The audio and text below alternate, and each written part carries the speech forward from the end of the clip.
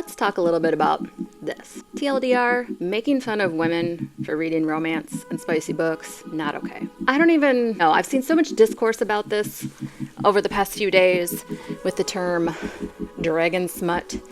It's like, God forbid women like something. God forbid women embrace their sexuality and read romance. I've seen so many people being like, romantasy isn't really reading. It's not good literature. The joy of reading. I'm a former teacher, and when I was teaching kids how to read, the first and foremost thing was getting them to enjoy and be happy reading it. So I had like a third grader who only really wanted to read Captain Underpants. And you know what I didn't do? I didn't shove The Lion, the Witch, and the Wardrobe at him and say that this is better literature. The first and foremost thing was him reading Captain Underpants because he liked it, and then he was reading. So it's the same old age-old argument.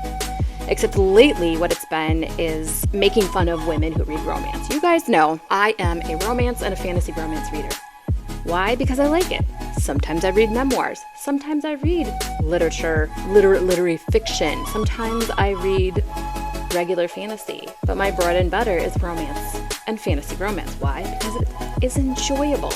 But God forbid women read something with in it. That's the thing that people say all the time, right? God forbid women embrace their sexuality or their queerness. This is just not okay. The way we have discord around women reading romance is not okay. We need to change this type of discussion. This has been going on since the dawn of time. One of the biggest forms of protest is women embracing themselves fully. And we are allowed to embrace our sexuality. So this type of article, like, I've seen the Discord going around about it. You can look it up too. This is not okay. Reading is reading. Read what you like, read what you love, enjoy it. And to be quite honest, I'm gonna wrap this up because I could go on for hours about this.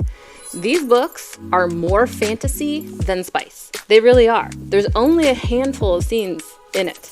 I have books here that have way more spice scenes in them.